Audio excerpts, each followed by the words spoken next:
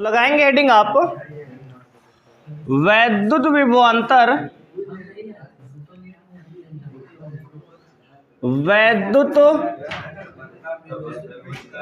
विभवांतर एवं वैद्युत क्षेत्र में संबंध, वैद्युत क्षेत्र में संबंध।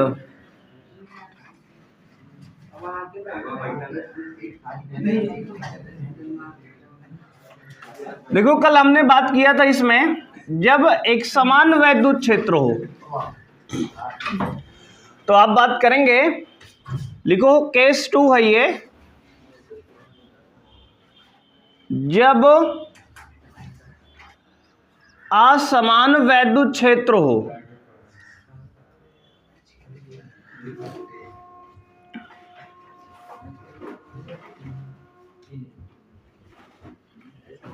देखो जब एक समान वैद्युत क्षेत्र होता है तो हमने फॉर्मूला पढ़ा था कल, डेल्टा V बराबर माइनस ई डॉट आर। अब देखो वैद्युत क्षेत्र असमान है, देखो कुछ इस प्रकार का वैद्युत क्षेत्र है, ये वैद्युत क्षेत्र E है जो कि क्या है, असमान है। अब इसमें एक आवेश यहां पर है बिंदु A पर, जैसा कि कल हमने बताया था, बिल्कुल सेम वही डायग्राम है, और यहां पर एक बिंदु B है। हमें आवेश को बिंदु A से बिंदु B तक ले जाना है, बात समझ रहे हो? वही सेम कहानी यहां भी है। अब लेकिन वैद्युत क्षेत्र क्या है, असमान है। अगर वैद्युत क्षेत्र असमान है तो अगर कोई आवेश, धनात्मक आवेश किसी वैद्युत क्षेत्र में रखा है तो उस आवेश पर एक बल लगता है जो कि वैद्युत बल होता है, बोलो हाँ या ना। अब इस वैद्युत बल की दिशा क्या होगी, बोलो। तो हम लोग जानते हैं किसी धनात्मक आवेश पर जो वैद्युत बल रखता है वैद्युत क्षेत्र की दिशा में लगता है। तो इस आवेश पर एक बल होगा, कौन सा, तो कहोगे F वैद्युत, वैद्युत बल लग रहा है वैद्युत क्षेत्र की दिशा में। अब देखो अगर वैद्युत क्षेत्र असमान है तो यानी वैद्युत बल का फॉर्मूला क्या होता है, हमेशा वही QE होता है, QE, वैद्युत बल बराबर F बराबर QE। अब ध्यान देना, क्या बल कांस्टेंट है कि परिवर्तनशील है, परिवर्तनशील है, क्योंकि वैद्युत क्षेत्र E परिवर्तनशील है ना। यहां E का मान अलग है, यहां अलग है, यहां अलग है, समझ रहे हो? जब असमान वैद्युत क्षेत्र हो यानी कि E का मान तो अलग अलग है, अलग अलग जगह पे, तो अगर E का मान बदल रहा है तो F का मान भी बदल रहा होगा।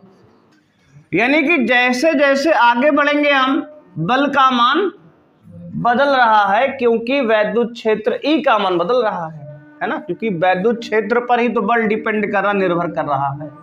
अगर E चेंज हो रहा है तो F चेंज हो रहा है। यानी कि यहां पे हम अब डायरेक्ट आवेश को A से B तक नहीं ले जा सकते एक बार में। क्यों?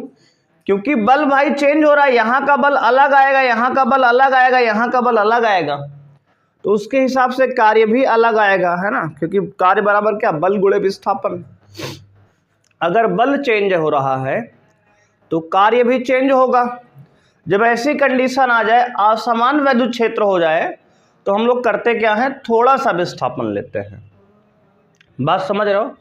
मान लो हमने यहां A से B तो ले जाना था, लेकिन हमने मान लो थोड़ा सा विस्थापन dr दिया, हल्का सा, बिल्कुल थोड़ा सा, कितना विस्थापन दिया, dr। बात समझ रहे हो? यहां से यहां ले जाना है A से B, लेकिन वैद्युत क्षेत्र असमान है जिसके कारण वैद्युत बल बदल रहा है, क्योंकि वैद्युत क्षेत्र पर वैद्युत बल निर्भर कर रहा है। तो हम एक बार में A से B तक आवेश को नहीं ले जाएंगे, क्या करेंगे फिर? देखो ऐसा मान लेते हैं कि बहुत थोड़ा सा, देखो बहुत थोड़ा सा विस्थापन करने में लगभग बल कांस्टेंट रहा होगा, है ना, क्योंकि आसपास वैद्युत क्षेत्र सेम होता है तो वैद्युत बल भी सेम होगा, है ना, बहुत थोड़ा सा विस्थापन करने में। तो थोड़ा सा कार्य निकाल लेंगे इसका हम, है ना, उसको फिर क्या कर लेंगे, समाकलन कर लेंगे, है ना। सबसे आसान तरीके गणित का ही है, मैथ का लगा देंगे इसमें। देखो प्रोसीजर यही फॉलो करेंगे। तो सबसे पहले हमने कहा यार थोड़ा सा विस्थापन dr किया हमने, और थोड़े से विस्थापन dr में जो विभव में परिवर्तन हुआ dB हुआ, कितना हुआ, विभवांतर यानी विभव में परिवर्तन dB हुआ। तो यहां पे हम लोग, इतना बात समझ में आई, पहले बताओ, एक असमान वैद्युत क्षेत्र है जिसमें एक आवेश बिंदु A पर रखा है, इस आवेश को हमें A से B तक ले जाना है। क्योंकि ये असमान वैद्युत क्षेत्र है तो इस पर जो बल लगेगा वो भी परिवर्तनशील होगा, क्योंकि वैद्युत क्षेत्र ही बदल रहा है तो यह भी बदलेगा। बात समझ रहे हो?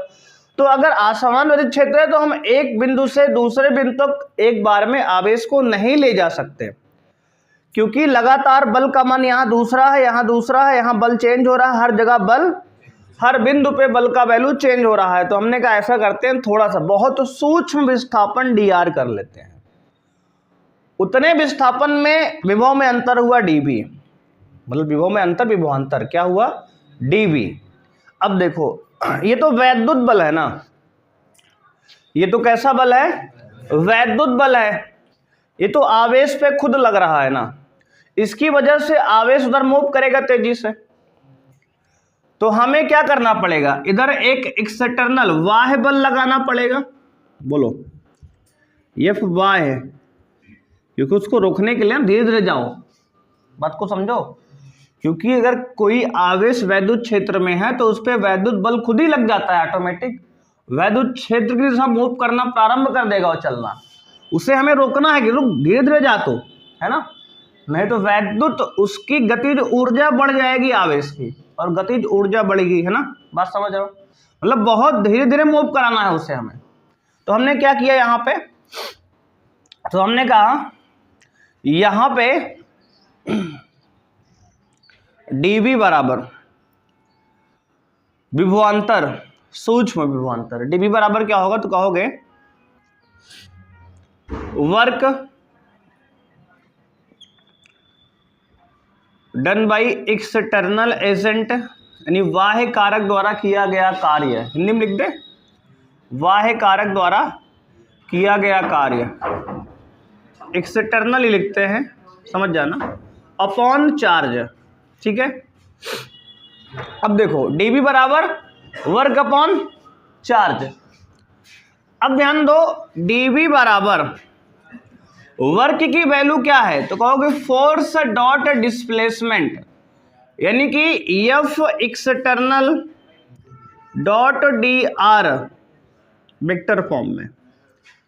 यहां पर हम वेक्टर फॉर्म में लिख रहे हैं, हमने बताया ना, क्योंकि अभी क्या है ना, जिसे मैंने कल बात किया था कि हो सकता है कि न्यूमेरिकल में इस आवेश को परपेंडिकुलर मूव कराया जाए, किसी एंगल पे ले जाया जाए। हमने एक स्पेशल केस लिया है, वो तो सवाल में एंगल दिया रहेगा, अभी तो हम लोग फॉर्मूला बना रहे हैं, है ना। और फॉर्मूला हम लोग ऐसा बनाएंगे जो हर जगह वैलिड हो, हर केस में, मतलब यहाँ एंगल नहीं रखेंगे। अब एंगल सवाल में दिया रहेगा उसके हिसाब से रख लेंगे हम, क्वेश्चन हमेशा सही होगा। अभी एंगल डाल दोगे तो पर्टिकुलर केस बन जाएगा, फिर ये फिर सब जगह नहीं लगा सकते इसको। बात को समझ रहे हो ना? अब देखो बिल्कुल सेम कल वाली कहानी है, dB बराबर W अपॉन Q। अब W क्या होता है, force dot displacement upon Q, clear है? अब देखो फोर्स क्या है, तो कहोगे फोर्स की वैल्यू आएगी dB बराबर फोर्स, एक्सटर्नल फोर्स, बाह्य कारक द्वारा किया गया कार्य। अब देखो वैद्युत बल इधर है, बाह्य कारक द्वारा बल इधर है, दोनों बल क्या है एक दूसरे के, यानी बाह्य बल जो है हमारा बराबर और विपरीत है किसके, वैद्युत बल के। तो बाह्य बल बराबर माइनस Q ही लिख सकते हैं, क्योंकि वैद्युत बल उधर है, बाह्य बल इधर है। बात समझ में आई जी?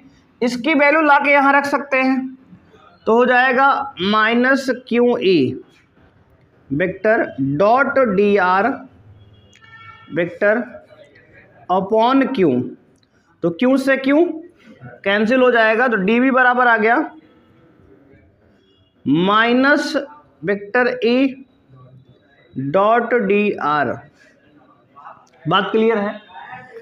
ये जो विस्थापन आपने निकाला है सूक्ष्म विस्थापन है डी आर करने में। थोड़े से विस्थापन में इतना विभव में चेंज आया, परिवर्तन हुआ है। इतनी बात समझ में आई कि नहीं?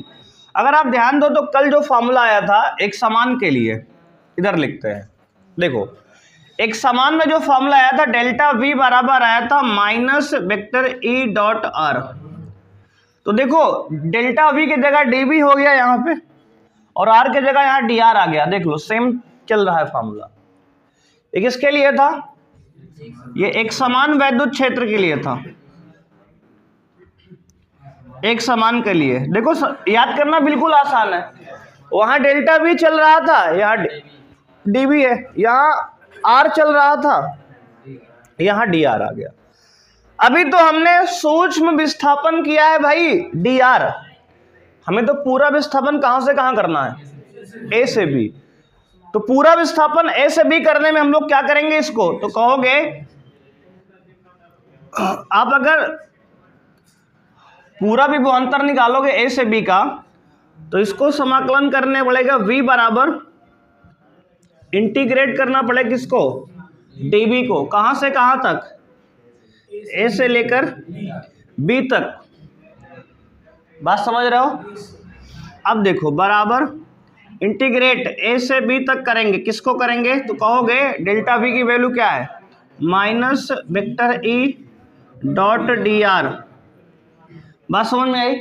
माइनस को बाहर कर लो तो v बराबर आ गया, इसको v लिखो या डेल्टा v, बात वही है। इंटीग्रेट माइनस बाहर a से b vector e dot D R.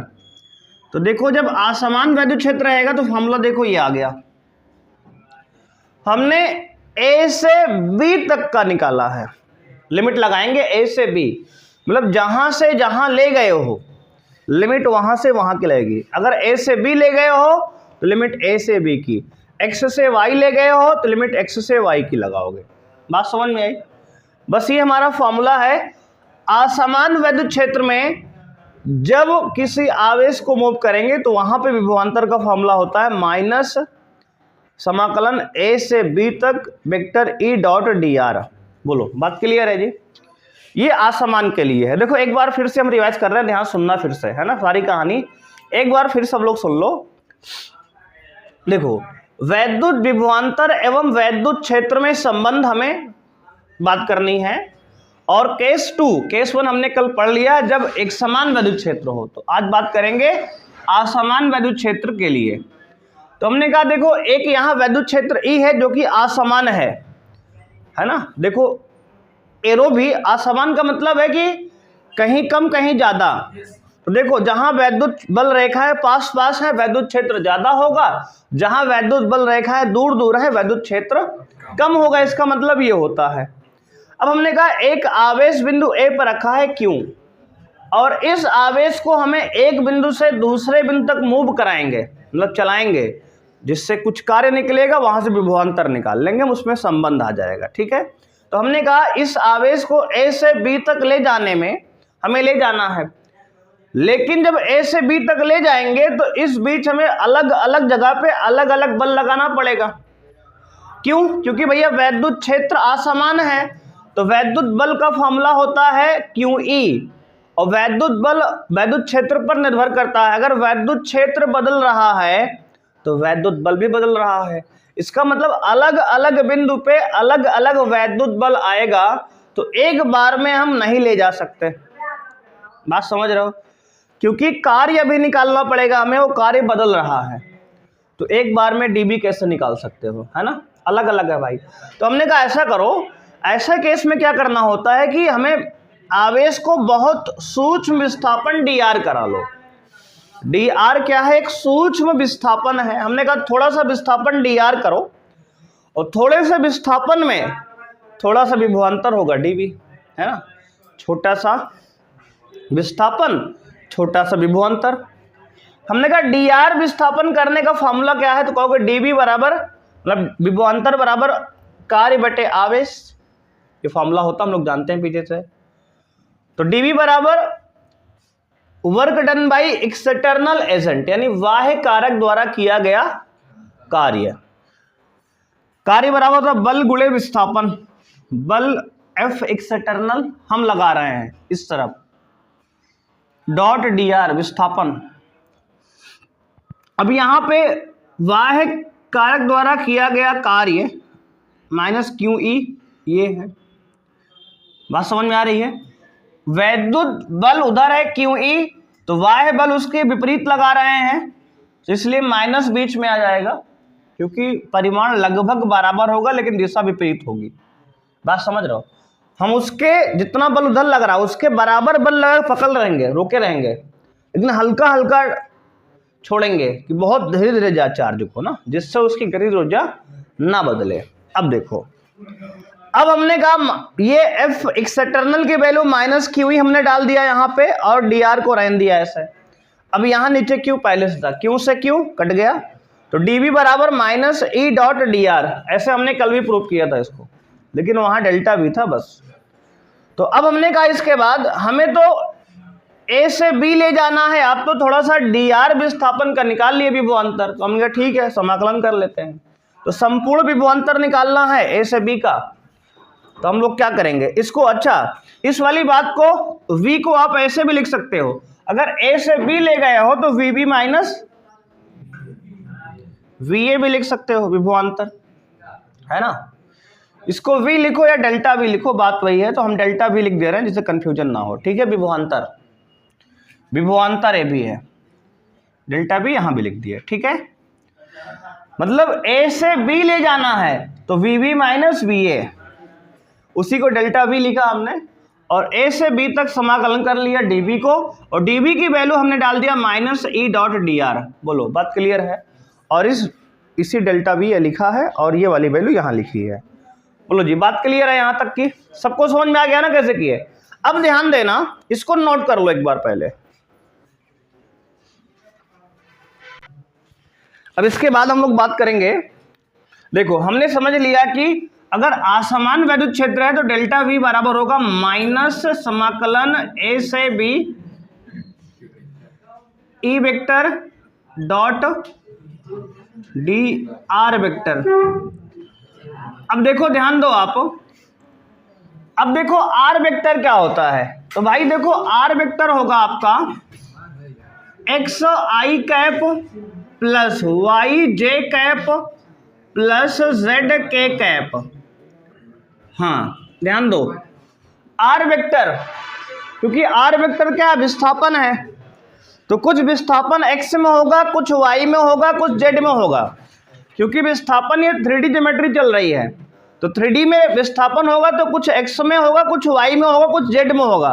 तो हमने कहा एक्स अक्ष में विस्थापन एक्स है, आई कैप लगाया हमने दिशा के लिए, है ना, और दिशा वाली नहीं है, समझ रहे हो ना। हाँ, और वाई जो है बहुत तेज हो रहा है, वाई में विस्थापन क्या है, वाई है, और जेड एक्सिस यानी जेड अक्ष में विस्थापन क्या है, जेड है, ठीक है ना। वाई में जे कैप लगाते हैं, जेड के लिए के कैप लगाते हैं, आप जानते हो। अब इसका हम करेंगे आंशिक अवकलन, आपकी सिलेबस में नहीं है आंशिक, तो टेंशन ना लो, बता दीजिए समझ लो बस इसे। इसका अवकलन करेंगे तो आर का अवकलन डी आर, समझो ऐसे, ये आंशिक अवकलन होता है, पार्शियल डिफरेंशिएशन, बीएससी में पढ़ोगे, थोड़ा सा समझ लो बस ऐसे होता है। आर का अवकलन डी आर, एक्स का डी एक्स और वाई का डी वाई और जेड का डी जेड। बात समझ रहे हो जी? देखो भाई कुछ नहीं किया हमने कहा आंशिक अवकलन कहते हैं इसको। हाँ, आर का डी आर, एक्स का डी एक्स, वाई का डी वाई, जेड का डी जेड, बस ये हो गया। देखो डी आर के फॉर्म वैल्यू आ गई, ठीक है ना। अब ध्यान देना, अच्छा आई कैप जे कैप के कैप इसका अवकलन मत कर देना, ठीक है ना। ये यूनिट वैल्यू है, ये 1 लिखा है ना। ये मैग्नीट्यूड इसका 1 डायरेक्शन देने के लिए इस्तेमाल होता है। इतनी बात समझ में आई। तो देखो आर वेक्टर क्या होगा, एक्स आई कैप वाई जे कैप जेड के कैप, और डी आर वेक्टर क्या है, इसका अवकलन किया गया है, आंशिक अवकलन कहते हैं, ठीक है। थोड़ी बहुत आगे बताएंगे अभी आंशिक अवकलन के बारे में। और हालांकि आंशिक अवकलन हमारे मैथ में है ही नहीं 12th में, ये बीएससी का पार्ट है, जितना फिजिक्स में उतना बता देंगे आपको, ठीक है। आंशिक मतलब आर का डी आर लिख लो, एक्स का डी एक्स लिख लो, वाई का डी वाई लिख लो, जेड का डी जेड लिख लो, बस, ठीक है। इतनी बात समझ में आई। अब देखो ये फार्मूला हमारा आ गया असमान वैद्युत क्षेत्र, किसके लिए है, असमान वैद्युत क्षेत्र के लिए। और एक फॉर्मूला डेल्टा वी बराबर आया था माइनस ई डॉट आर, याद है, ये किसके लिए था, एक समान वैद्युत क्षेत्र के लिए था, एक समान वैद्युत क्षेत्र। अब थोड़ा सा आपको हिंट देते हैं, ये सर असमान एक समान तो आप डायग्राम से दिखा दिए, हम पहचान गए, लेकिन अगर सवाल में आएगा तो कैसे जानेंगे। तो आप देखो ध्यान से, एक समान का मतलब ये होगा कि जैसे मान लो ई बराबर कहेगा 10 न्यूटन पर कूलम, 20 न्यूटन पर कूलम, 40 न्यूटन पर कूलम, कुछ ऐसा काम कहेगा, तो समझ जाना कि एक समान है ये। और जब असमान की बात आएगी तो देखो इसमें कुछ ऐसा लिखा रहेगा, ई बराबर 20x स्क्वायर न्यूटन पर कूलम, मतलब वैद्युत क्षेत्र x पे निर्भर कर रहा है ना। वैसे उस पर बेटा निर्भर ना करो, है ना, नहीं सब गड़बड़े होता है। तो ई बराबर जो है 10 टी क्यूब न्यूटन पर कूलम, मतलब वैद्युत क्षेत्र टी पर निर्भर कर रहा है। मतलब कुल मिला के ये है, अगर वैद्युत क्षेत्र किसी चर पर x पे, वेरिएबल पे, है ना, चर पर x पे टी पे अगर निर्भर करेगा, वहां लिखा रहेगा, तो समझ जाना असमान है। देखो समझने का तरीका बता दे रहे हैं, पहचानना कुछ गलत, आसान बहुत है, बशर्ते आपको देना किस पे निर्भर कर रहा है वैद्युत क्षेत्र। देखो यहाँ किसी पे निर्भर नहीं कर रहा, यहाँ कांस्टेंट वैल्यू है, तो एक समान है ये। और यहाँ देखो एक्स स्क्वायर है, टी क्यूब है, ऐसा कुछ रहेगा। और देखो मान लो लिखा है 5y square plus 7z square, तो समझ जाना y और z पे निर्भर कर रहा है।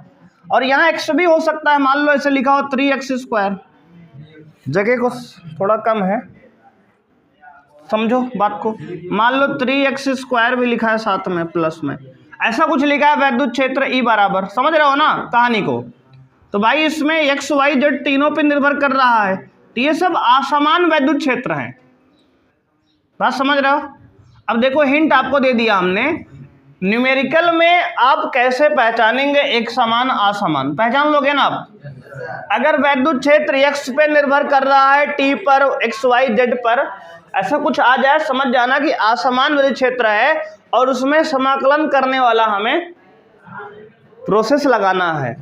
और एक चीज और रहेगा, असमान में लिमिट दी रहेगी, है ना। वैसे लिमिट तो यहाँ भी होता है, पॉइंट यहाँ से यहाँ तक करना है ना, लेकिन मेन पॉइंट रहेगा ये एक्स टी और एक्स वाई जेड वाली कहानी। अगर किसी वैद्युत क्षेत्र में ये सब लगे हैं, एक्स टी वेरिएबल चर हैं, तो समझ जाना कि असमान वैद्युत क्षेत्र है, और इसमें हमें समाकलन से जाना पड़ेगा। क्लियर मामला है, बोलो। जिसको नोट कर लो जी, असमान एक समान कैसे पहचानना है, फिर हम लोग सवाल करते हैं और डायरेक्ट। क्वेश्चन फर्स्ट है बच्चों, ध्यान देंगे, कह रहा है यदि E बराबर वैद्युत क्षेत्र है 30x स्क्वायर आई कैप, तब VA माइनस VO ज्ञात कीजिए। यदि VA बिंदु A का विभव x बराबर 2 मीटर पर तथा VO बिंदु O का विभव x बराबर 0 पर है। देखो ऑप्शन ए दिया गया है 120 वोल्ट, ऑप्शन बी जो है माइनस 120 वोल्ट, ऑप्शन सी जो है माइनस 80 वोल्ट, और ऑप्शन डी जो है 80 वोल्ट दिया है। ध्यान देंगे आप, ठीक है। अब देखो सबसे पहले ये बताओ VA माइनस VO निकालना है। इसका मतलब ये फाइनल बिंदु है और ये इनिशियल, मतलब ये अंतिम बिंदु है, ये प्रारंभिक बिंदु है। मतलब O से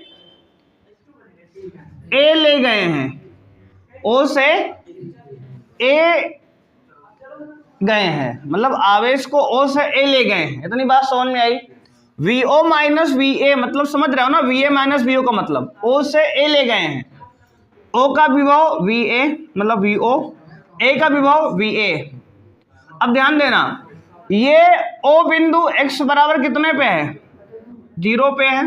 देखो x बराबर 0 पर है ना, मूल बिंदु है ये, और ये x बराबर 2 पे है। इतनी बात समझ में आई जी। देखो पहले डायग्राम बना के समझ लो आप।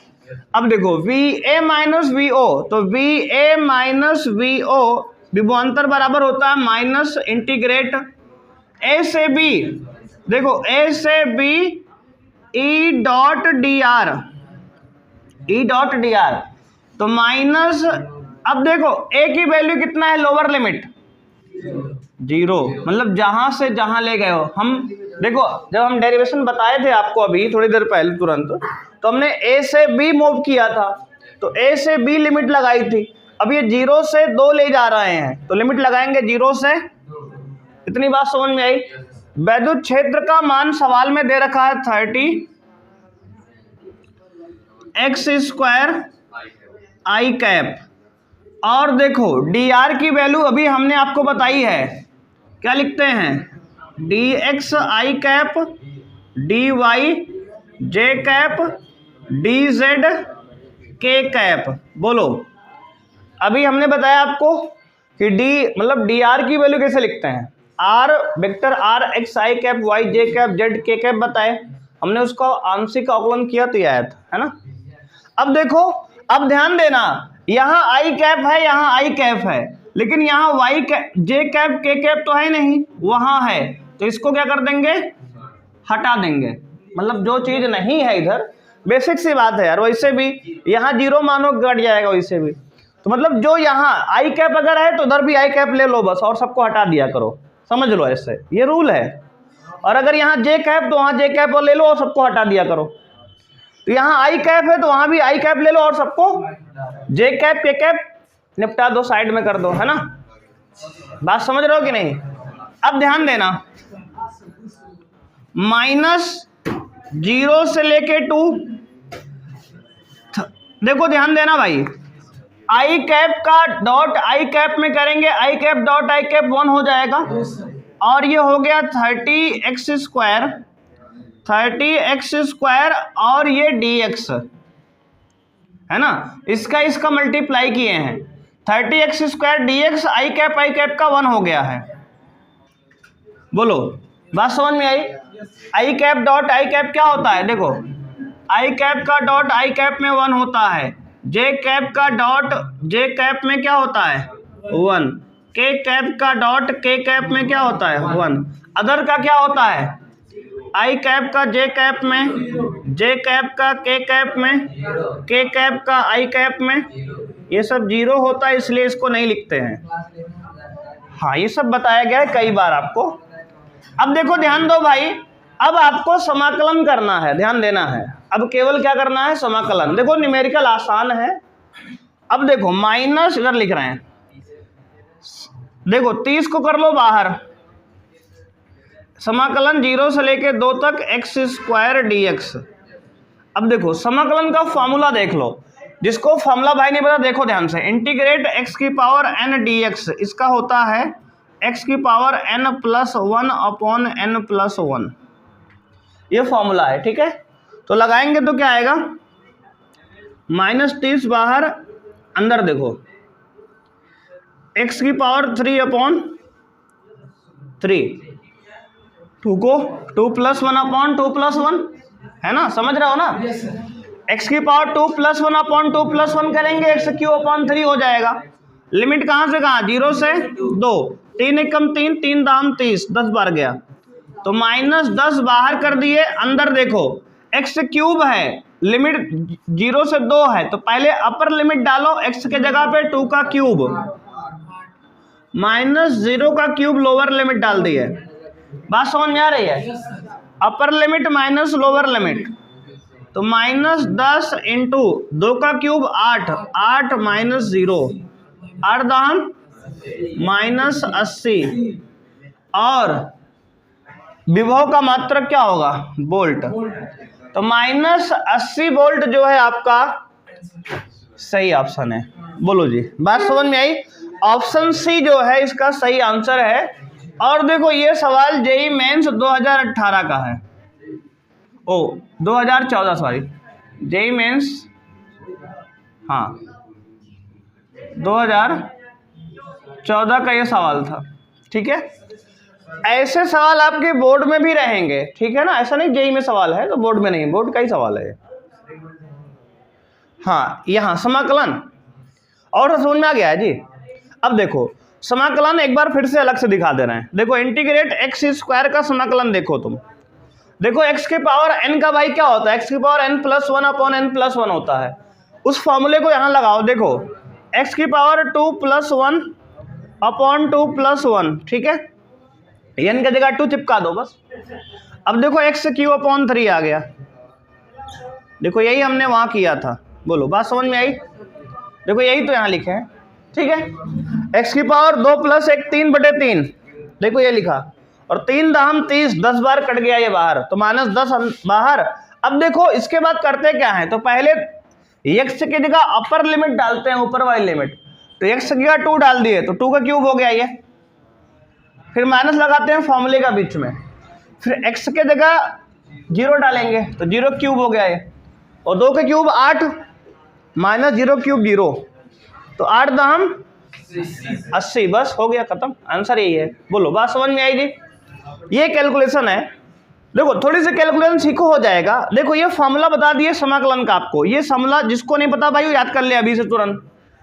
देखो थोड़ी बेसिक मैथ आपको पढ़नी पड़ेगी, न्यूमेरिकल में और डेरिवेशन में बेसिक मैथ तो समाकलन अवकलन थोड़ा बहुत आएगा, ट्रिग्नोमेट्री आएगी, ये आपको आना चाहिए, कंपलसरी है।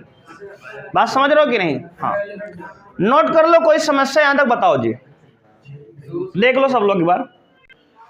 क्वेश्चन नंबर 2 बच्चे ध्यान से देखेंगे। वैद्युत क्षेत्र E बराबर दिया है 20x + 10i कैप, यदि विभव x बराबर 1 पर विभव दिया है v1 तथा x बराबर 2 पर विभव दिया है v2, तब v1 - v2 ज्ञात करो। बच्चे ध्यान दो, अगर v1 - v2 निकालना है, इसका मतलब अंतिम बिंदु का विभव क्या है? v1, प्रारंभिक क्या है? v2, मतलब हम आवेश को 2 से a ले गए हैं, 2 से 1 पे ले गए हैं। बात समझ रहे हो? अगर v1 - v2 निकालना है मतलब 2 से 1 ले गए हैं। ये बात समझ में आई कि नहीं आई?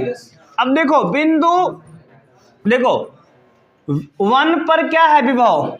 v1 है, यहां पर विभव क्या है? v2 है, और देखो v1 किस बिंदु पे है? x बराबर, v1 कहाँ है? x बराबर 1 पे, और v2 क्या है? x बराबर 2 पे। बात समझ में आ गई? अब देखो ध्यान देना, यहां तक बात क्लियर, डायग्राम की बात। अब देखो इसका वैल्यू क्या होता है, तो कहोगे माइनस में समाकलन, लिमिट कहां से कहां लगाएं? देखो फॉर्मूला होता है वेक्टर E.dr ए से लेकर बी तक, तो हमारा ए, हमारे लिए ए क्या है, तो कहोगे 2, अरे 2 से 1 गए हैं तो यहाँ 2 से लिमिट लगाएंगे 1, लिमिट उल्टी लगी है ना आपको। देखो ए से बी मतलब 2 से 1 पे गए हो भैया, तो लिमिट x बराबर 2 से 1 लगाओगे ना, जहां से जहां गए हो। अब देखो वेक्टर की वैल्यू क्या है? 20x + 10i cap into dx की वैल्यू क्या है? dr की, तो कहोगे dx i कैप। क्यों जी? यहाँ केवल आई कैप लगा रहे हैं बस, अरे जे कैप के कैप तो यहाँ है नहीं, तो हटा दो, बस इसी को सॉल्व करना है बस। अब ध्यान दो इधर, आप देखो आई कैप का मल्टीप्लाई आई कैप में करेंगे 1 हो जाएगा, तो आ जाएगा ये 20 20x plus 10 20x plus 10 into dx और माइनस बाहर समाकलन 2 से लेकर 1 तक। बोलो बात क्लियर है। देखो आई का प्रोडक्ट 1 हो गया, गायब कर दिए, इसका मल्टीप्लाई किए, dx ये हो गया। ठीक है, अब देखो समाकलन करते हैं, तो अब ध्यान देना आप यहां पे माइनस बाहर, देखो समाकलन, ये बताओ हमें 20x का समाकलन क्या होगा। तो ऐसे लिख दो, देखो ध्यान दो, समाकलन 20 बाहर कर दो, इंटीग्रेट x का कहां से कहां 2 से 1, dx अलग कर दिए इसका, देखो इसका अलग dx दे दिए इसको, और प्लस 10 अलग कर दिए, समाकलन 2 से लेकर 1 तक dx अलग कर दिए। देखो इधर देखो 10 का मल्टीप्लाई dx में करेंगे 10 dx, देखो 10 ये है, dx ये है। 20x का मल्टीप्लाई dx में करेंगे तो 20x देखो इंटू dx, ये साथ में है। कांस्टेंट हमने बाहर कर दिया क्योंकि कांस्टेंट का समाकलन नहीं होता, जानते हो आप। अब देखो आगे माइनस, अंदर देखो 20 इंटू, देखो x का पावर 1 है, कुछ नहीं तो 1 मानोगे ना, तो x का पावर 1 का समाकलन क्या होगा, x square upon 2, x square upon 2, समझ रहे हो कि नहीं, समाकलन कर रहे हैं भैया, x स्क्वायर अपॉन 2 होगा। देखो जिसको दिक्कत है, देखो यहाँ x की पावर n का समाकलन का फॉर्मूला क्या होता है, अभी बताया था, x की power n plus 1 upon n plus 1, बोलो हाँ या ना, मतलब एक पावर बढ़ जाती है ना, तो एक पावर थी तो दो पावर हो गई, एक बढ़ा दिए, और लिमिट 0 से, अच्छा यहाँ छोटा ब्रैकेट लगाते हैं, बड़ा एक बार लगा लिए हैं, अच्छा इन सब का भी ध्यान देना होता है, ब्रैकेट देखो छोटा 2 से 1 और प्लस है बीच में। अब देखो 10 तो बाहर कांस्टेंट है भैया, dx का समाकलन हमें कौन बताएगा, dx का x होगा, 2 से 1 लिमिट, ठीक है, बोलो बात समझ में आई। dx का समाकलन x होता है, लिख लो इस बात को भाई, dx का समाकलन क्या होता है, x होता है। जैसे x का अवकलन 1 होता है, वैसे dx का समाकलन x होता है। अब देखो 2 1 कम 2, 2 दाम 20, 10 बार गया ये,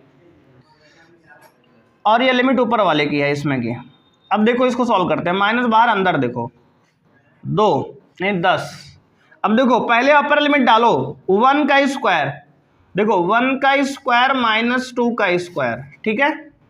देखो यहाँ पे एक्स स्क्वायर था ना, तो पहले 1 का स्क्वायर अपर लिमिट, फिर माइनस 2 का स्क्वायर लोअर लिमिट, देख लो डाल दिया limit, plus 10 into upper limit 1 minus lower limit 2, पहले अपर लिमिट डालेंगे 1, फिर माइनस लोअर लिमिट डालेंगे 2, ठीक है। पहले ऊपर वाली लिमिट डाल दो जहां x है, फिर नीचे वाली लिमिट डाल दो, और x की पावर 1 लिखो चाहे ना लिखो, अब तो ना 1 मतलब वही है।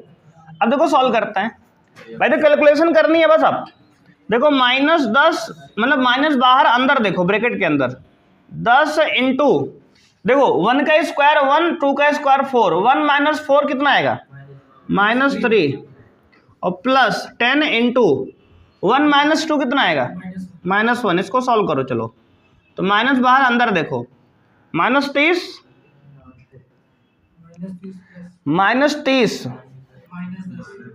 और माइनस 30, कहीं गलत हुआ है क्या यार, माइनस 30 और माइनस 10, माइनस 30 और माइनस 10 प्लस 40। एक बार ध्यान दो, कैलकुलेशन चेक करो कहीं शायद मिस्टेक हुआ है, ध्यान से देखो, ध्यान से देख लो कहीं मिस्टेक हुआ है कुछ।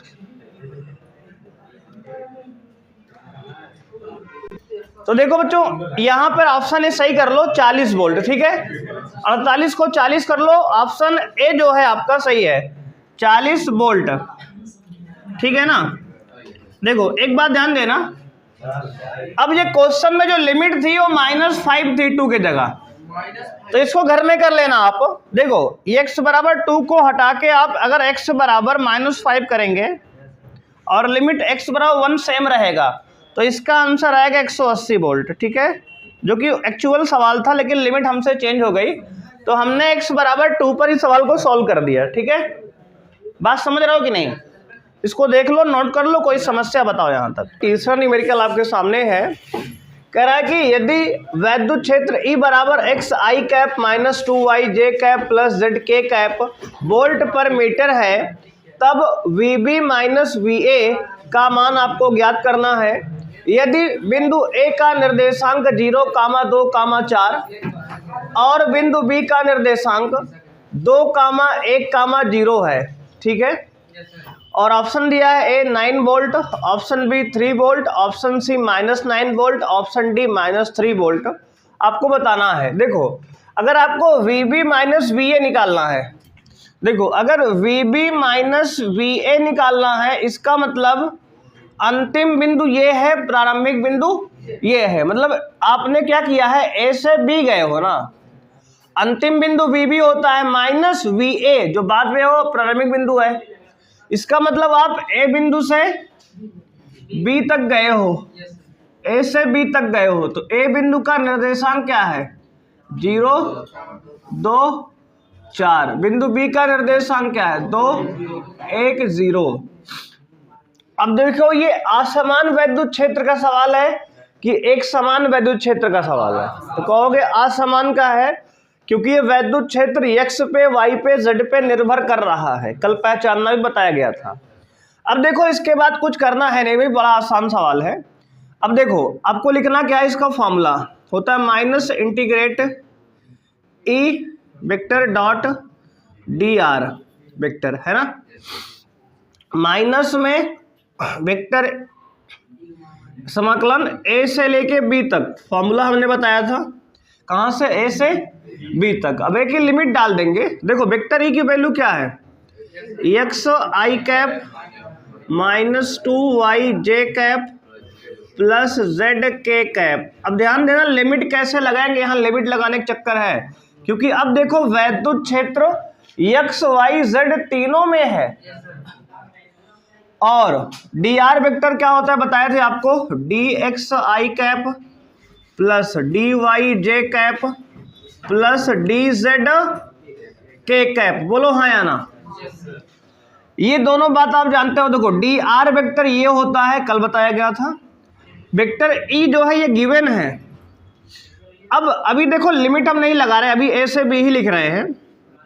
अभी लिमिट x की अलग लगा लेंगे, y की अलग, z की अलग। अगर चाहते हो तो ऐसे भी लिख सकते हो। देखो, लिमिट A क्या है, 0, 2, 4। B की लिमिट क्या है, 2, 1, 0। अब देखो, इसमें सबका मीनिंग है। x की लिमिट 0 से 2 है, y की लिमिट 2 से 1 है, z की लिमिट 4 से 0 है। समझ रहे हो ना, सबकी x, y, z की लिमिट है, ये x, y, z की लिमिट है अलग अलग। अब ध्यान दो, अब इसमें होगा डॉट प्रोडक्ट। देखो, 0, 2, 4, 2, 1, 0 लिमिट लगा दिए।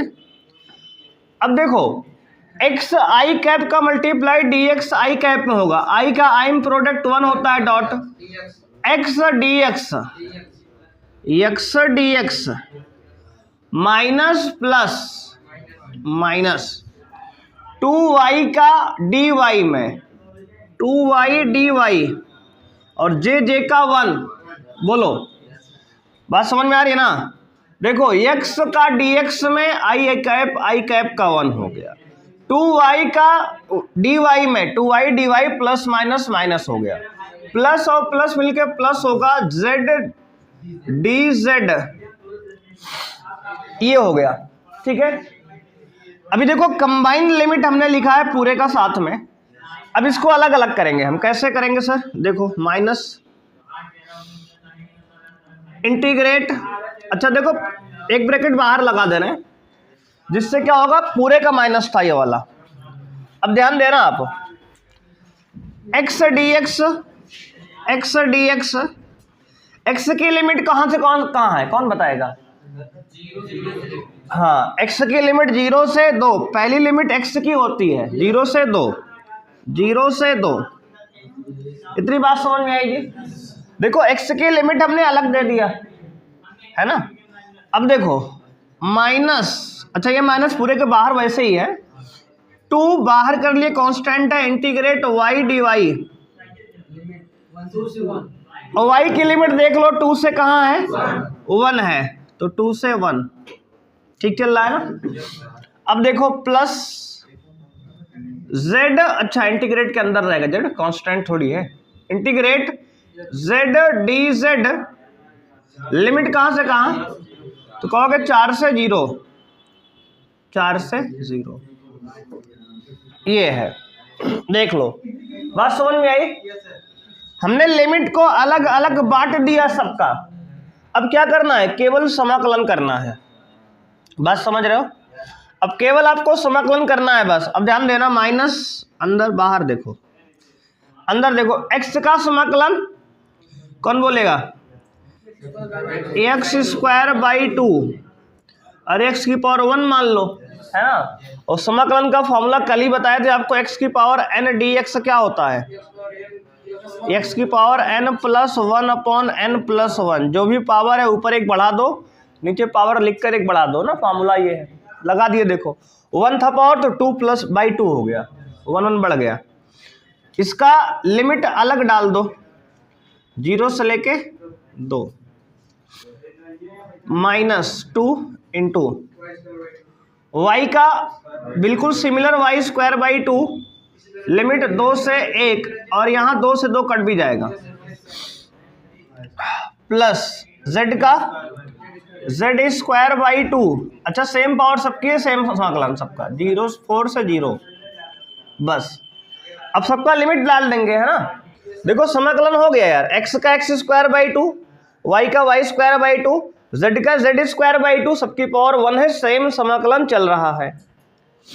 अब देखो माइनस बाहर अंदर देखो, पहले अपर लिमिट 2 का स्क्वायर 4/2, 4/2 है ना। देखो x की जगह 2 लिखेंगे, 2 का स्क्वायर 4, 4/2 माइनस 0, देखो 0 का स्क्वायर/2, 0 का स्क्वायर/2 0 ही होगा वैसे, 0/2 चलो लिख दे रहे हैं हम, है ना, कोई दिक्कत है। देखो अपर लिमिट डाले 2, 2 का स्क्वायर 4/2, लोअर लिमिट 0, 0 का स्क्वायर 0/2, 0/2 0 ही होगा वैसे भी, एक बार दिखा दिए। माइनस, चलो इसमें पहले अपर लिमिट 1 का स्क्वायर 2, 1/2, माइनस 2 का स्क्वायर 4, 4/2, 4/2, प्लस 0 का स्क्वायर, यहाँ अच्छा सॉरी, कहाँ जा रहे हो ना, काटे हैं इसको तो कैंसिल भी कर दिए, तब भी बचा रहा हूँ। 1 का स्क्वायर 1 - 4 आएगा, ठीक है, 2 का स्क्वायर 4, प्लस देखो यहाँ 0 का स्क्वायर 0/2, माइनस 4 का स्क्वायर 16, 16/2, 16/2, बस इसको अब सॉल्व करो। माइनस अंदर देखो 4/2, 2, ये 2 है, 2 - 0, अरे भैया 2 - 0, 0/2 2 0 होता है, माइनस 1 - 4 -3, और प्लस 2 × 8 = 16, 0 - 8, तो -8 होगा। अब देखो सॉल्व कर लो, 2 ये माइनस प्लस 3 और ये -8, तो हो जाएगा ये 3 2 5 -8, तो आएगा माइनस बार अंदर -3, और माइनस ये हो जाएगा +3 वोल्ट, +3 वोल्ट ऑप्शन आ रहा है, कौन सा, ऑप्शन बी, है ना। बात समझ रहे हो कि नहीं। तो देख लो +3 वोल्ट आंसर आ गया। अब देखो इसमें इलेक्ट्रिक फील्ड यानी वैद्युत क्षेत्र x में भी है, y में भी है और z में भी है। जब तीनों में होगा तो देखो इस प्रकार से किया जाएगा, अब इस पे 3 सवाल हो गए, बहुत है ना, समझ गए हो आप कहानी को, इसको नोट कर लो। अब बढ़ते हम लोग इसके आगे अगले कॉन्सेप्ट को समझते हैं। अब हम बात करेंगे, अगर आपको वैद्युत, ध्यान देंगे, अगर आपको वैद्युत विभव का व्यंजक दिया गया हो तो आप वैद्युत क्षेत्र कैसे निकालेंगे। देखो अभी तक हम वैद्युत क्षेत्र हमें दिया गया था, यानी वैद्युत क्षेत्र का व्यंजक हमें दिया गया था, तो हम लोग क्या निकाल रहे थे, वैद्युत विभवांतर निकाल रहे थे। अब हमें क्या देगा, तो अब हमें देगा वैद्युत विभव का व्यंजक दिया गया होगा और वैद्युत क्षेत्र निकालना हम सीखेंगे। कैसे निकालेंगे और समझते हैं, नोट करके लिखोगे। हाँ 500 वाली है नोट, ये नोट ये रहेगी, यदि वैद्युत विभव, यदि वैद्युत विभव का व्यंजक, यदि वैद्युत विभव का व्यंजक, व्यंजक माने एक्सप्रेशन है ना, व्यंजक दिया गया हो, दिया गया हो, तब वैद्युत क्षेत्र ज्ञात करना, वैद्युत क्षेत्र ज्ञात करना, वैद्युत क्षेत्र ज्ञात करना। ध्यान देना,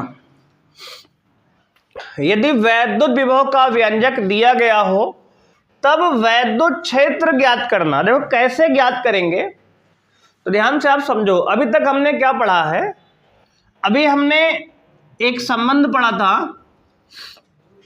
क्या पढ़ा था, डेल्टा V बराबर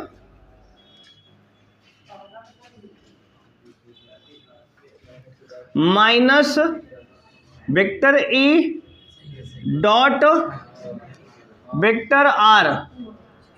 बोलो जी, बात समझ में आई? क्यों जी, कोई दिक्कत है किसी को यहां तक? बात क्लियर है?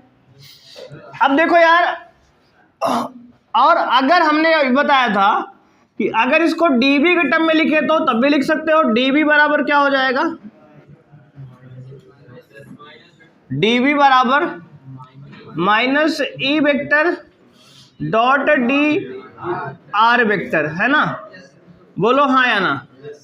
चलो, क्योंकि अभी हम असमान वाला लिख रहे हैं ना, क्योंकि यहाँ वैद्युत क्षेत्र x y z तीनों में हो सकता है। तो ये बताओ वैद्युत क्षेत्र dV बराबर minus vector E dot vector R, ये फॉर्मूला आप जानते हो? हाँ, अब ध्यान देना बात को। अब मान लो E का हमारा वैद्युत क्षेत्र x में भी है, y में भी है, z में भी है, तो इसको लिख लिए हम E x I कैप, मतलब x में वैद्युत क्षेत्र E x है, y में वैद्युत क्षेत्र E y है, और j में वैद्युत क्षेत्र मतलब z में E z है। देखो सारी बात अलग अलग बताई जा रही है। x में वैद्युत क्षेत्र E x I cap, y में वैद्युत क्षेत्र E y और j कैप उसकी डायरेक्शन के लिए, z में वैद्युत क्षेत्र E z k cap direction के लिए। बात क्लियर? अब देखो dr की वैल्यू क्या होती है वेक्टर की, तो कहोगे x I कैप, है ना, यहाँ अच्छा d लगा दिए हैं, तो dx I cap dy j cap dz k cap. बात समझ रहे हो? कोई दिक्कत जी यहाँ तक? ये वैल्यू दोनों जानते हो आप? अब ये बताओ, अगर इसकी वैल्यू दोनों की रख दी जाए तो dV बराबर क्या आएगा, minus E x I cap plus E y j cap plus E z k cap dot dx I cap plus dy j cap plus dz k cap, है ना? देख रहे हो विनोद, क्या से क्या हो गया, है ना?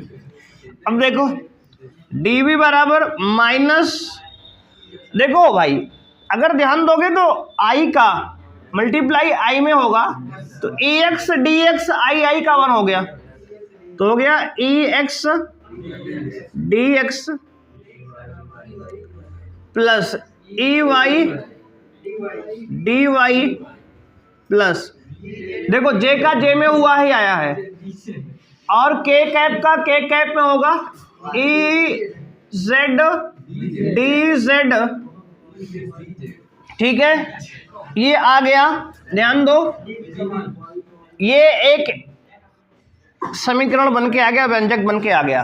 अब देखो, अब यहां वैद्युत क्षेत्र एक्स में भी है, वाई में भी है, जेड में भी है। अब सुनो, अब मानेंगे केस, अब आपको मानना पड़ेगा, माना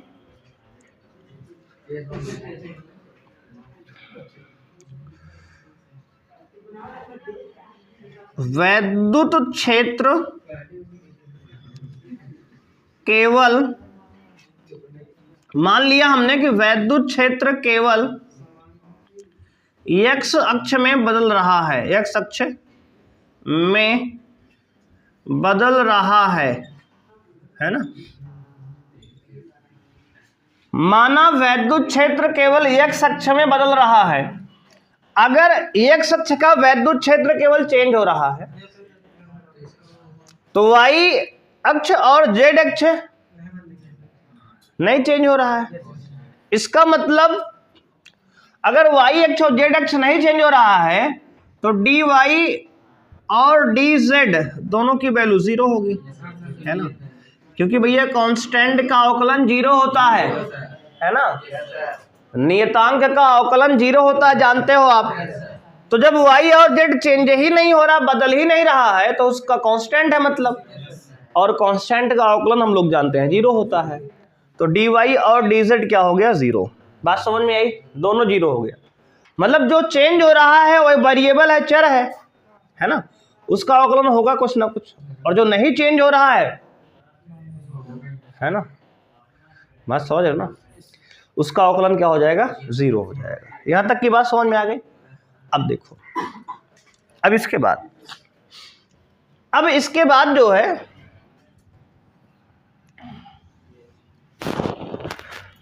तो इन दोनों को हटा दो भाई, क्या बचा, डीबी बराबर माइनस ई एक्स डी एक्स, है ना, और ये दोनों टर्म क्या हो गए 0 हो गए, डी वाई डी जेड हट गया, शून्य से मल्टीप्लाई करोगे दोनों हट जाएंगे। यहां से अगर ई एक्स निकालोगे आप तो ये आ जाएगा minus of d v by D x, d v by D x. देख लो, वैद्युत क्षेत्र अगर निकालना है तो विभव का करना पड़ेगा अवकलन, देख लो, है ना। अभी तक हम लोग वैद्युत क्षेत्र से वैद्युत विभवांतर निकाल रहे, समाकलन कर रहे थे पीछे पिछला सवाल में। अब अगर हम वैद्युत विभव से वैद्युत क्षेत्र निकालेंगे तो डीबी बाई डी एक्स मतलब होता है अवकलन। अभी ये 100% सत्य नहीं है ना। अभी देखो, हमारे सिलेबस में आंशिक अवकलन नहीं पढ़ाया जाता है, इसलिए ये सही लिखा है। आप 10th और 12th में ये बात, मतलब 11th 12th में लिख सकते हो, 100% सही है। लेकिन अब आगे क्लास में जब जाओगे तो ये बात 100% सत्य नहीं है। इसको करते हैं पार्शियल डिफरेंशिएशन, आंशिक अवकलन, और इसको लिखते हैं minus del we by del x. ये लिखा है 100% सही, इसे कहते हैं आंशिक अवकलन। तो कहते हैं आंशिक अवकलन हुआ है ये, ठीक है जी। लेकिन हमारे में ये ठीक है, कोई दिक्कत की बात नहीं है। ऐसा लिखोगे तब भी परफेक्ट है। अभी बोर्ड में अपने ऐसा लिख सकते हैं हम, ठीक है। और तुम्हें जानकर बहुत खुशी होगी कि इसे कहते हैं विभव प्रवणता। क्या कहते हैं? विभव प्रवणता पूछी जाती है कभी कभी। विभव प्रवणता क्या है? डीबी बाई डी एक्स को ही विभव प्रवणता, पोटेंशियल ग्रेडियंट कहते हैं। क्या कहते हैं? Potential gradient. ये नाम है ना, जैसे तुम्हारा नाम है रामू। ग्रेडियंट, बात समझ रहे हो कि नहीं? क्या नाम है इसका, पोटेंशियल ग्रेडियंट, विभव प्रवणता। विभव प्रवणता जो होता है वैद्युत क्षेत्र के ऋणात्मक मान के बराबर होता है। अरे उस माइनस को उठा के यहां लगा दो ना, माइनस इधर का उधर तो कर सकते हैं ना। विभव प्रवणता किसके बराबर होता है, वैद्युत क्षेत्र के नेगेटिव मान के बराबर, ऋणात्मक मान के बराबर होता है, डेफिनेशन है, ठीक है ना, बात समझ में आई। और इसका मात्रक वही है, इसका मात्रक वही है जो वैद्युत क्षेत्र का मात्रक है, क्योंकि दोनों बराबर है ना यार, बात समझ पा रहे हो कि नहीं। अब सुनो, अगर इसी प्रकार एक बार हम कह दें कि x और z नहीं बदल रहा है, केवल y बदल रहा है, तो इसी प्रकार क्या आएगा, हाँ ध्यान देना, इसी प्रकार भाई देखो इस पे सवाल आता है, इसका प्रूफ तुमसे नहीं पूछेगा, कुछ बातें ध्यान देना, विभव प्रवणता पूछता है पेपर में, उसको लिखवा दे रहा अलग से। ये जो हम बना रहे हैं इसको तुमसे नहीं पूछेगा, परेशान ना हो, समझ लो बस फार्मूला, ठीक है। इस पर न्यूमेरिकल केवल आता है बोर्ड में, भी बहुत काम आता है, टेंशन ना लो, सारी बात बताई जाएगी, ठीक है। अब देखो इसी प्रकार, अब देखो ई वाई बराबर minus D B by D y, ठीक है ना, या डेल के फॉर्म में लिखने का हो तो पार्शियल है ना, 100% सत्य बात हर जगह काम करेगी। और ई जेड बराबर minus del Z by del Z है ना, oh sorry del we by del Z. ये देखो, हाँ जी बात समझ रहे हो। अच्छा अभी हम लोग जो है, अभी हम लोग ये वाला इस्तेमाल करेंगे, ठीक है।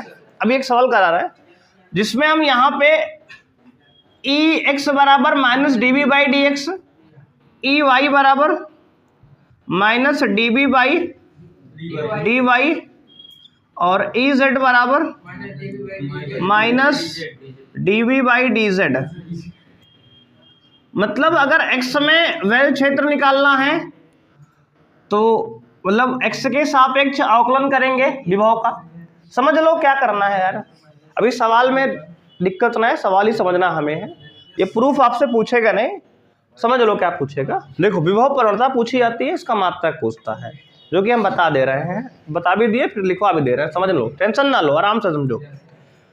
अगर हमें x में वैद्युत क्षेत्र निकालना है तो विभव का x के सापेक्ष अवकलन करेंगे, y में वैद्युत क्षेत्र निकालना है तो विभव का y के सापेक्ष अवकलन करेंगे। अगर हमें z में वैद्युत क्षेत्र निकालना है तो विभव का z के सापेक्ष अवकलन करेंगे। और जब हम x में वैद्युत क्षेत्र निकाल रहे होंगे तो y और z को कांस्टेंट मान के काम चल रहे होंगे, मतलब y और z को नियतांक मान रहे होंगे, इसे कहते हैं आंशिक अवकलन। वो सही सही है तो ये लिखा है, 100% सही है लिखा है, मतलब आंशिक अवकलन। आंशिक अवकलन मतलब पार्शियलिटी होता है, देखो इसका मतलब समझ लो, पार्शियल डिफरेंशिएशन आंशिक अवकलन है ना। आंशिक माने होता है भेदभाव, पार्शियलिटी। जैसे तुम्हारे साथ तुम्हारे मम्मी पापा करते हैं ना, तुम्हारे बड़े भाई बहन का जो है कपड़ा तुमको पहनाते हैं, है ना, समझ रहे हो कि नहीं। उसका जूता बचा हुआ तुम पहनते हो, उसका शर्ट जो है तुम पहनते हो, है कि नहीं, बात समझ रहे हो कि नहीं। अब जो छोटा भाई बहन होगा वो समझ रहा होगा, बात को रिलेट कर रहा होगा, है कि नहीं, बात समझ पा रहे हो। उसकी किताबें जो है तुम्हें मिलती हैं बाद में, जैसे मान लो 1 में है तुम LKG UKG में, उसके बाद तुम 1 में जाओगे उसकी बुक तुमको मिल जाएगी। और 9th 10th में बच्चा तुम्हारा भाई बड़ा है, उसके बाद तुम 9th में मान लो 10th में है, तुम 10th में जाओगे उसकी किताब तुम इस्तेमाल करोगे फिर, मतलब सब जगह भेदभाव तुम्हारे साथ हो रहा है ना। अब तुम्हारे मान लो मामा के यहाँ शादी हुई, अब जो है तुमको नहीं ले जाते हैं, केवल उसको ले आते हैं, है ना, बात समझ रहे हो कि नहीं। तो ये जो है पार्शियलिटी, तो वैसे ये पार्शियल डिफरेंशिएशन है आंशिक अवकलन, मतलब भेदभाव किया जा रहा है, मतलब एक को एक के सापेक्ष अवकलन किया जा रहा है, बाकी दो को नियतांक मान लिया जा रहा है, बात समझ रहे हो ना। बस वही यहाँ भी हो रहा है, इसको एक बार ध्यान से नोट कर लो, उसके बाद हम विभव प्रवणता तुम्हें अलग से लिखवा देंगे, इसको पेपर में पूछता है, ठीक है। और ध्यान लो, अगर हमें x में वैद्युत क्षेत्र निकालना है तो x के सापेक्ष अवकलन, y में निकालना है तो y के सापेक्ष अवकलन, मतलब y को के सापेक्ष करेंगे और z और x को क्या मानेंगे, नियतांक मान लेंगे। मतलब जिसका निकालना है उसके सापेक्ष करेंगे और अदर दो को नियतांक का मान लेंगे। इसको पहले आप लिख लो इतना। अब लगाएंगे हेडिंग आप, विभव प्रवणता क्या होता है। विभव प्रवणता, विभव प्रवणता जो है पोटेंशियल ग्रेडियंट जो है क्या होता है, तो कहोगे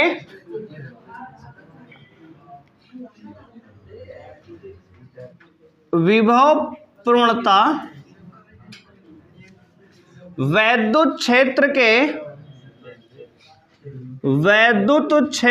के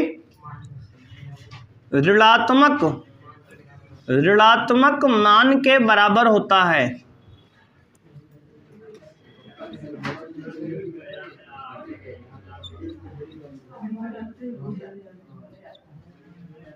देखो ये तो हो गई आपकी परिभाषा, और फॉर्मूला क्या है, वेक्टर ई। अच्छा देखो इसको भी ऐसे भी लिख सकते हो, हमने कहा डेल्टा मतलब ई एक्स बराबर minus D B by D x, तो इसको आप माइनस यहां लगाओगे तो d B by D x बराबर क्या हो जाएगा, माइनस ई, है ना जी, बात समझ रहे हो।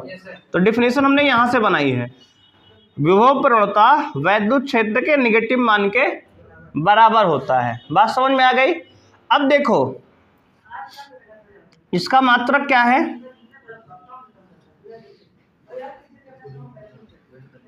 विभव प्रवणता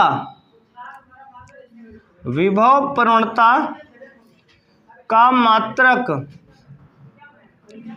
वही है जो वैद्युत क्षेत्र का मात्रक है। यानी क्या होता है, तो कहोगे न्यूटन पर कूलाम या वोल्ट पर मीटर, है ना, मात्रक ये होता है, इसको आपको याद रखना है।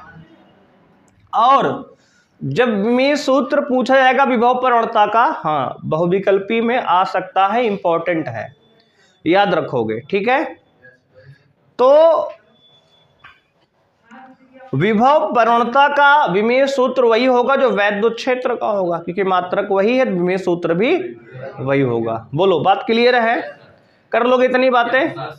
विमेय सूत्र भी क्या है, विमेय सूत्र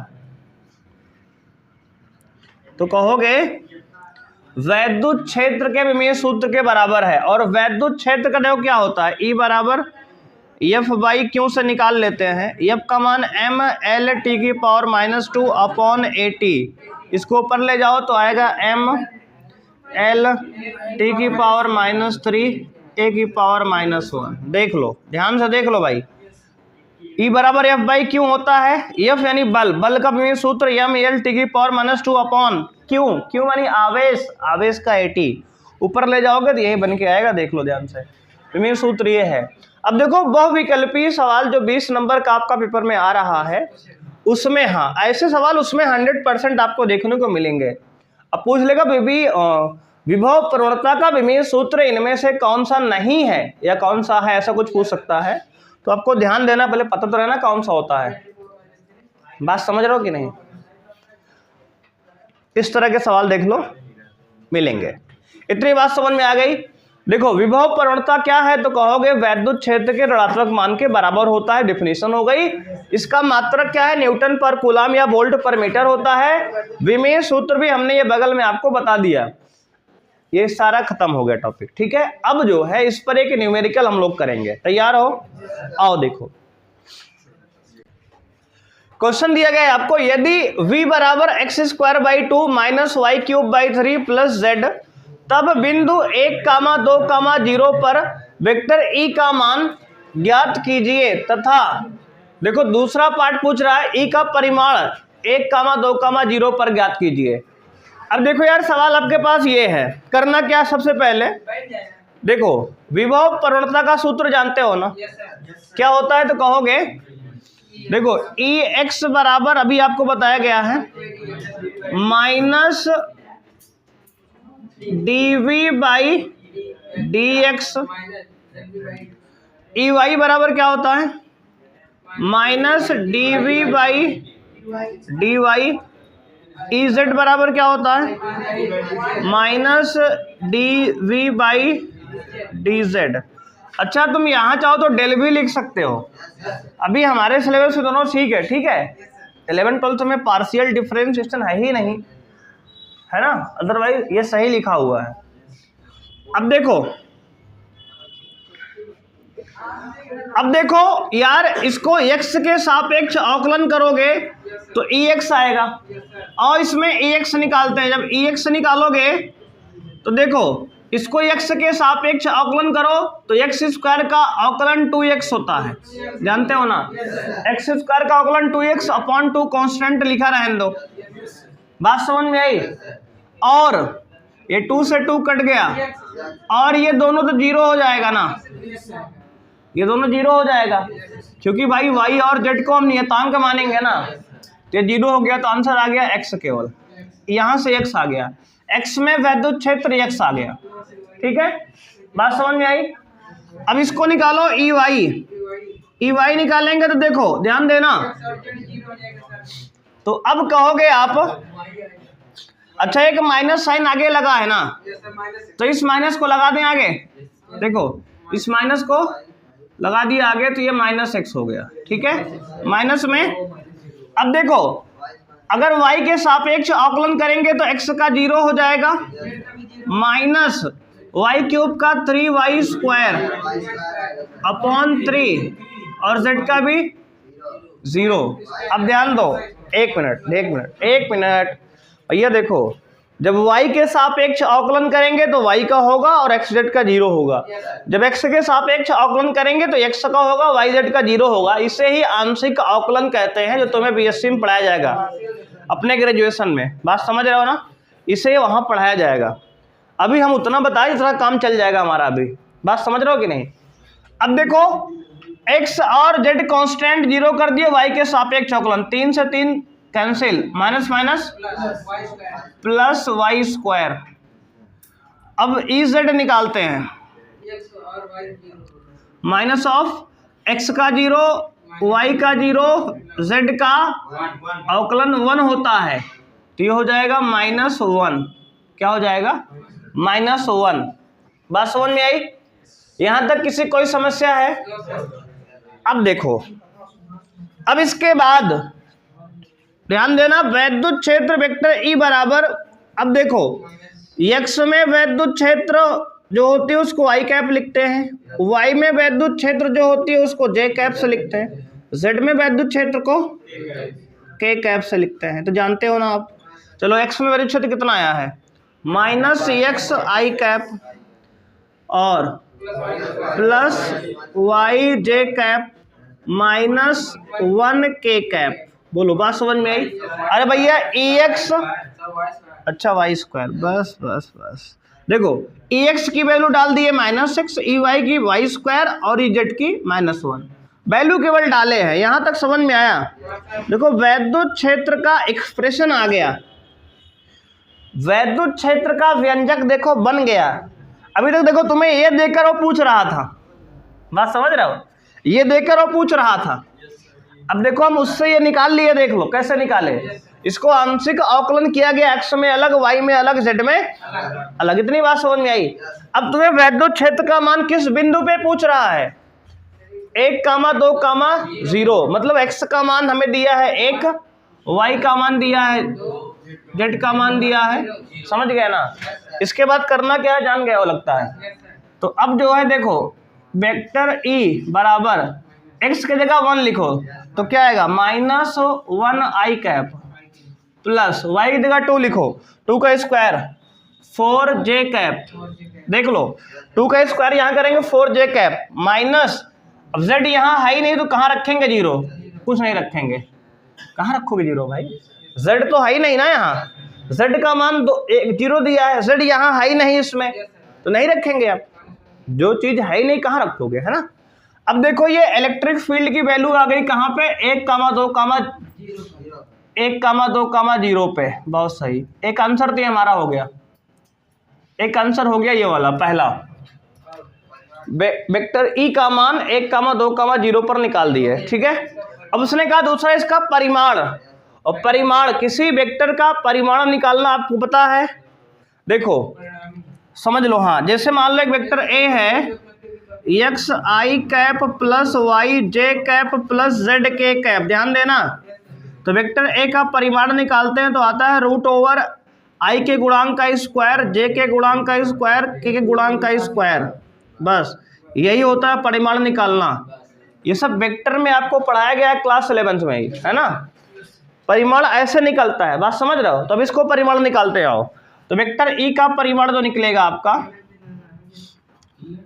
रूट के अंदर -1 का स्क्वायर, i के गुणांक का स्क्वायर प्लस j के गुणांक का स्क्वायर प्लस k के गुणांक का स्क्वायर। इसका गुणांक -1 है, इसका गुणांक 4 है, इसका गुणांक -1 है।